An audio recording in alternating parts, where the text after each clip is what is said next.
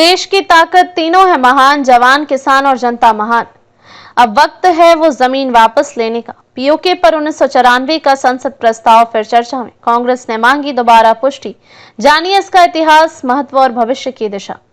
मुद्दा फिर गरमाया। भारत पाकिस्तान सीमा पर हाल ही में हुए ऑपरेशन सिंदूर और बाद में घोषित संघर्ष विराम ने न केवल सुरक्षा बलों के साहस को रेखांकित किया, बल्कि एक भूले बिसरे ऐतिहासिक दस्तावेज को फिर चर्चा में ला खड़ा किया है।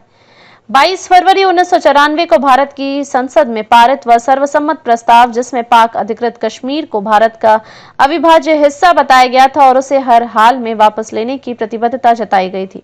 अब कांग्रेस पार्टी ने उस प्रस्ताव को दोहराने और संसद में फिर से सर्वसम्मति से पारित करने की मांग की है।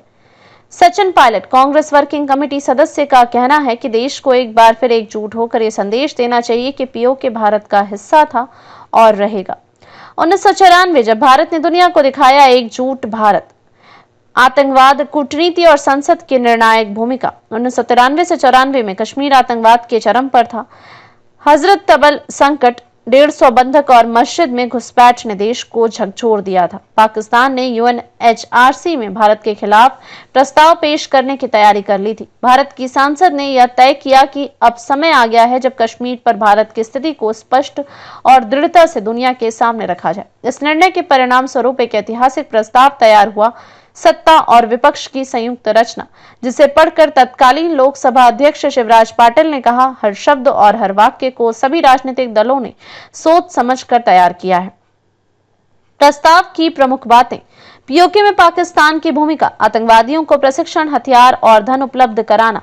भारत की चेतावनी, कोई भी प्रयास भारत की संप्रभुता के खिलाफ होगा तो उसे हर साधन से रोका जाएगा।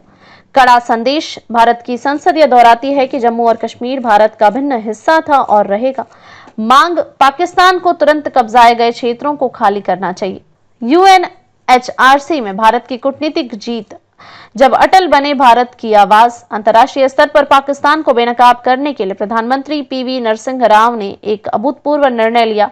अटल बिहारी वाजपेयी को भारतीय प्रतिनिधिमंडल का नेतृत्व सौंपा। प्रतिनिधिमंडल में शामिल थे अटल बिहारी वाजपेयी भाजपा से, सलमान खुर्शीद कांग्रेस से, फारूक अब्दुल्ला नेशनल कॉन्फ्रेंस। परिणाम, पाकिस्तान ने यूएनएचआरसी में प्रस्ताव वापस ले लिया। भारत ने पहली बार पीओके पर आक्रामक वैश्विक रूप दिखाया। वाजपेयी और टीम की वापसी पर क्रिकेट टीम जैसे स्वागत का वर्णन राघवन की किताब द पीपल नेक्स्ट डोर में है।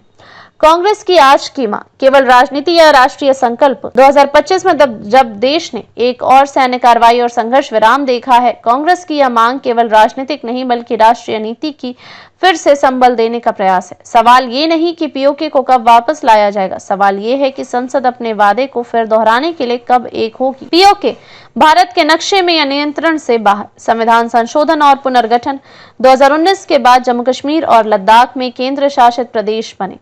भारत के आधिकारिक नक्शे में पीओके और गिलगिट बाल्टिस्तान शामिल है। अब संसद ने इस मान्यता की फिर पुष्टि की मांग की जा रही है। क्या आज की राजनीति दिखा पाएगी 1994 जैसी परिपक्वता? 1994 में सत्ता और विपक्ष एक साथ खड़े हुए। आज क्या वैसा संभव है? क्या संसद एक बार फिर दिखाएगी कि राष्ट्रीय सर्वोपरि है? क्या वैश्विक मंच पर भारत फिर से स्पष्ट संदेश देगा कि पीओके केवल मानचित्र का हिस्सा नहीं, राष्ट्र की अस्मिता का प्रतीक? निष्कर्ष, इतिहास का पुनर्लेखन संसद के हॉल में तय होगा। 1994 में संसद ने जो बोला था, अब उसे पूरा करने का समय आ गया है। पीओके सिर्फ जमीन नहीं, भारत की आत्मा है। अधिक अपडेट के लिए लाइक, शेयर और सब्सक्राइब करना न भूलें।